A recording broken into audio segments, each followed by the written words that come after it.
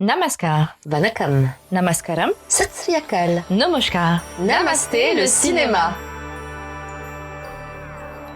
Nous sommes le lundi 21 novembre 2022 et voici les actualités du grand et du petit écran indien décryptées en exclusivité par Body & Co. Salut Asma, comment vas-tu? Salut Elodie, ça va très bien, je suis très heureuse de te retrouver. Alors dis-moi, de quel sujet souhaites-tu nous parler aujourd'hui? En fin de semaine dernière, j'ai appris qu'un projet de film fort prometteur avait été annoncé avec un casting féminin qui fait rêver. The Crew avec Kriti Sanon, Kareena Kapoor Khan et Taboo.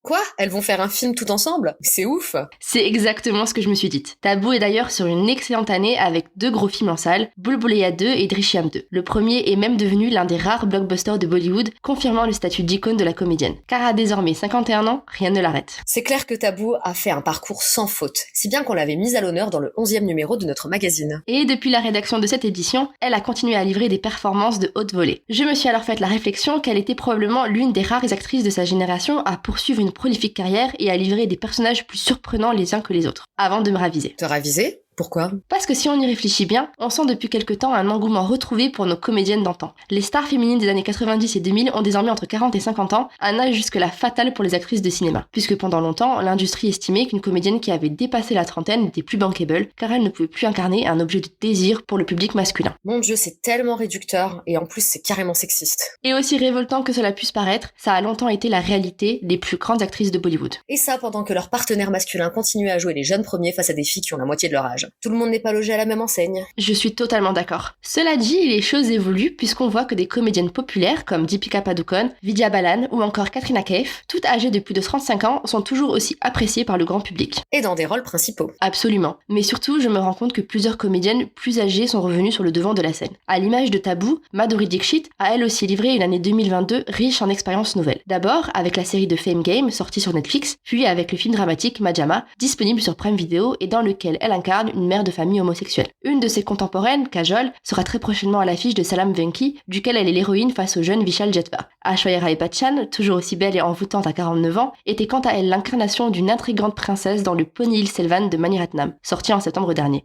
De son côté, Juhi Chawla était récemment l'une des têtes d'affiche de la série Prime Video Hush Hush, qui nous rappelle à quel point elle est formidable. Enfin, on attend Rani Mukherjee dans Mrs. Chatterjee vs Norway, dans lequel elle campera une mère de famille dont les enfants lui ont été retirés par les services sociaux norvégiens. Bref, autant d'exemples qui montrent que le talent n'a pas vraiment d'âge. Ou au contraire que le talent est une femme indienne de 50 ans.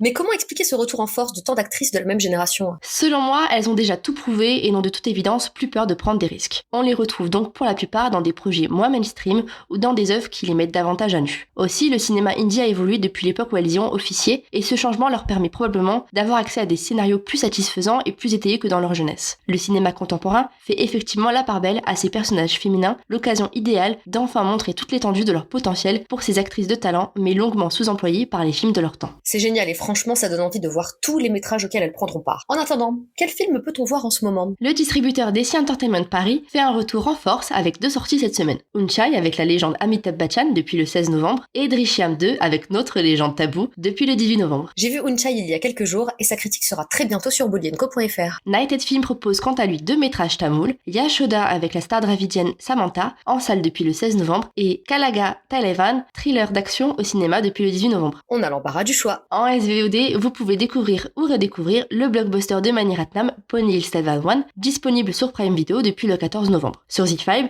la série de danse 5, 6, 7, 8 est présente sur la plateforme depuis le 18 novembre. Justement, Asma, quel projet imminent a attiré ton attention? Le métrage dont je vais vous parler aujourd'hui, c'est Kala, réalisé par Anvita Dutt, à laquelle on doit l'excellent film de genre Bhool Bhoul. Mais oui, ce film est tellement cool. Il est sur Netflix, n'est-ce pas? C'est ça. Et pour son prochain métrage, elle retrouve la comédienne Tripti Dimri, lauréate du Body & Co Award de la meilleure actrice en 2020, justement pour sa prestation dans Bhool Bhoul. Ok, donc 2 artistes géniales se retrouvent. Comment te dire que j'ai hâte? Je plus sois. D'autant qu'en plus de s'annoncer comme un métrage envoûtant, mêlant éléments d'horreur, nostalgie et propos féministes, Kala lance la carrière d'un certain Babil Khan, fils du regretté Irfan Khan. Ah mais oui, je me souviens avoir vu plusieurs photos de lui, c'est le portrait craché de son père. Oui, et autant dire que le minot est très attendu. Enfin, histoire que vous compreniez la hype autour de ce projet, il est produit par nul autre qu'Anushka Sharma et son frère Karnesh. Waouh, tu me vends du rêve là. Je sais. À travers la bande-annonce sortie cette semaine, on reconnaît le style onirique et folklorique d'Anvita, qui était déjà palpable dans Bulbul. À noter que Kala sortira sur Netflix le 1er décembre prochain, et je pense ne pas être trop cavalière en disant qu'il s'agira sûrement d'un des films les plus intéressants de cette année 2022. Du coup, je me pose la question suivante. L'avenir de Bollywood est-il encore au cinéma? Car après le génial Monica Oh My Darling, sorti il y a quelques semaines sur Netflix et qui a été encensé par la presse, Kala est bien parti pour devenir l'un des métrages marquants en langue hindi de l'année. Il rejoindrait donc l'excellent Loop Lapeta, une autre sortie Netflix de début 2022. On peut également citer Jogi, Dar, Darlings,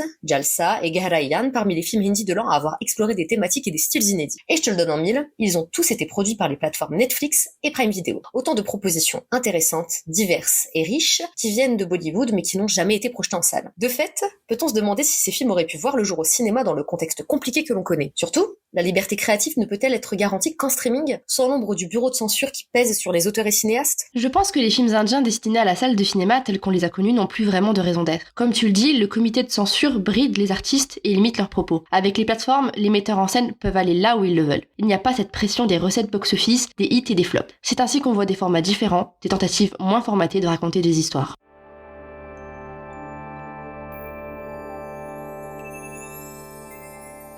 Et c'est tout pour aujourd'hui, merci de nous avoir écoutés. C'est sur la mélodie de Chupke Chupke du film Mr. Mummy que l'on se quitte. L'occasion pour moi de vous rappeler que cette comédie signe les retrouvailles à l'écran de l'adorable couple formé par Ritesh Deshmukh et Genelia de Souza, mariés à la ville depuis 2012.